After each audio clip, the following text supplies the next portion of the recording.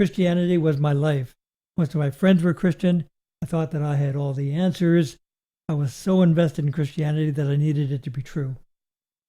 My worst fears have come true. I lost my faith, and I couldn't be happier.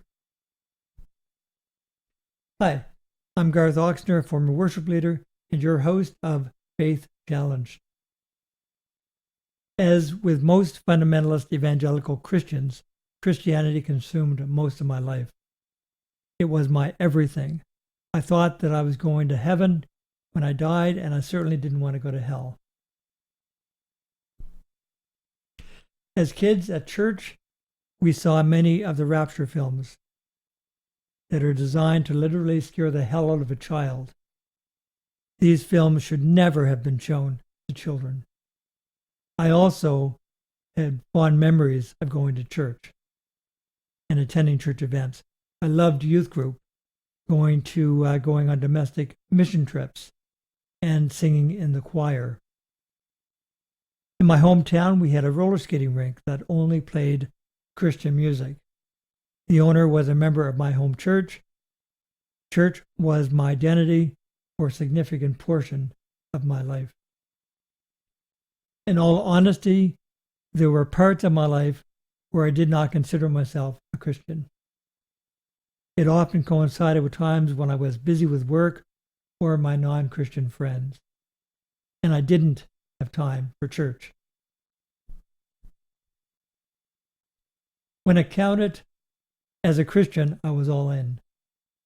As this video progresses, I am sure that you will see what I mean. Let's begin with my journey as a musician. Like so many musicians without church, it is doubtful that I would have become a musician. Church provided me with the opportunity and the platform to develop vocal, guitar, and piano skills. Arguably, one might suggest, or could suggest, that a person either had these skills or they didn't. On the surface, I would tend to agree with this. However, such skills must be encouraged and fostered. The church did this for me. Staying with music for a moment. As a Christian, I loved gospel music. I loved listening to it, playing it, and singing it. Fortunately, when I was a Christian, I also played music that was not Christian. This was helpful for me when I began transitioning out of Christianity. Even now, admittedly, I don't play as often as I would like. Christianity played an important role in my musical journey. My fear was that if I no longer was a Christian, I would no longer have an outlet for my music. To a large degree, this is coming true. This YouTube channel, Faith Challenged, is taking up a good chunk of my time, but I do still enjoy playing music.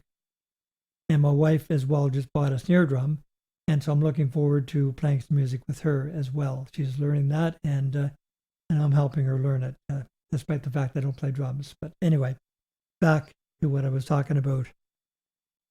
Losing my faith and deconstructing my faith was not and is not easy.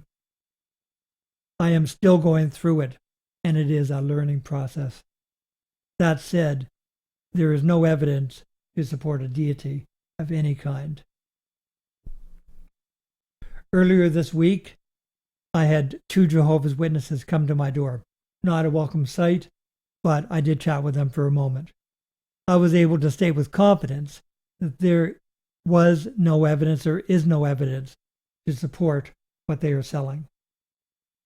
When I returned to my studio, I observed several of them walking up and down our street. This included a young child. I felt so bad for this youngster. Not sure of his age, but he didn't look happy.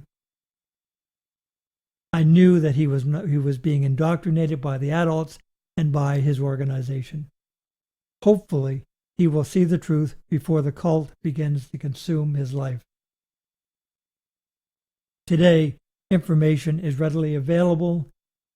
The chances are good that he has the tools to critically examine the beliefs that he is being taught. At least I hope so. I have a great deal of empathy for this youngster, as it seems like yesterday when I was being indoctrinated into Christianity. Sunday school, church, youth group, you name it, I was involved in it. As a child, it was all I ever knew. Baptized into the Baptist church at 16. Back then, I didn't even stop to consider that Christianity was no more real than Santa Claus. Santa Claus was a symbol of kindness and generosity. Generosity bestowed on children at Christmas time. Christianity, on the other hand, was a set of rules, and it threatened hell if you were not obedient to these rules. In my family, and most evangelical Christian families, it was a big deal to reject the teachings found in Scripture. If you weren't a Christian, you were destined to hell. Simple as that. Looking back on it now, I realize how hurtful my points of view were. I thought that I knew it all. I was right, the Bible said it, and if you didn't believe me, you would spend eternity in hell. What kind of warped people could even formulate such nonsense? A big fear of many who leave Christianity is fear of losing one's community. Although I did fear this, it wasn't a major concern, as I had been married 3 times. The reason why I mention this here is that when you go through a divorce, your church family, who pledged at your wedding to stay with you and support you through thick and thin, generally take sides. Consequently, by the time I walked away from Christianity, I had already experienced losing many fair-weathered friends. Church friends are often not real friends. Since leaving Christianity a year ago, I am in contact with only 1 or 2 people from the church I was attending at the time. Most of my so-called friends didn't even contact me to see how I was doing or anything else. This is fine with me, but it is a good example of the depth of friendships often made at church. Nevertheless, losing friends is never fun. My immediate family are Christians. Fortunately, me leaving Christianity did not create a big rift within my family rather. To say that they were disappointed would be an understatement, but they did not cut me off from my family. Me leaving my faith could have gone sideways very quickly. In leaving my faith behind, I knew that I was going to disappoint people. That is something that I never wanted to do, but it was inevitable.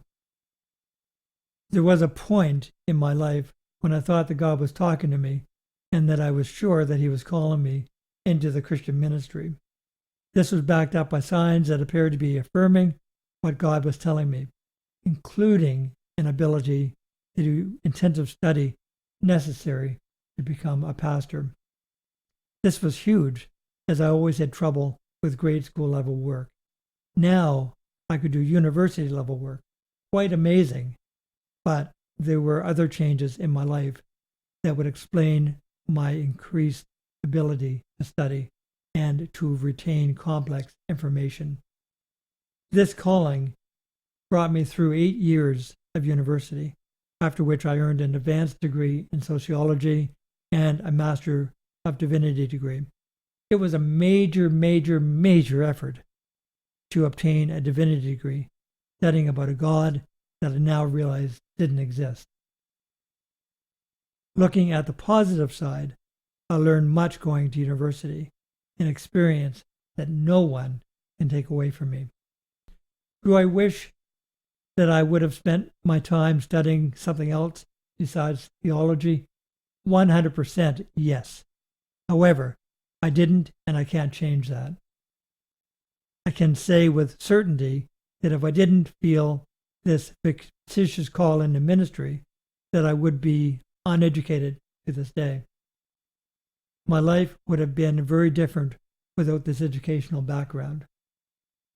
When I was a Christian, I believed that it was not me who was in control, but it was God who controlled everything. For someone who was insecure, this was comforting. Now, as an atheist, I know that this is false.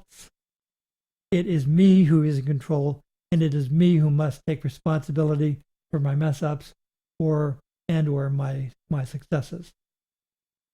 As a Christian, I made choices that I cannot change now.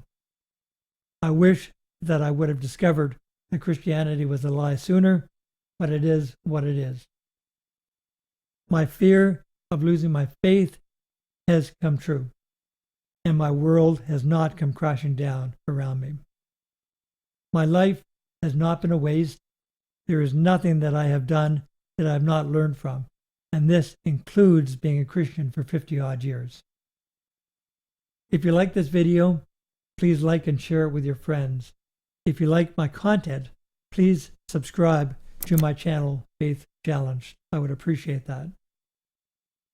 Until next time, I'm Garth Oxner, your host of Faith Challenged, reminding you to always think critically.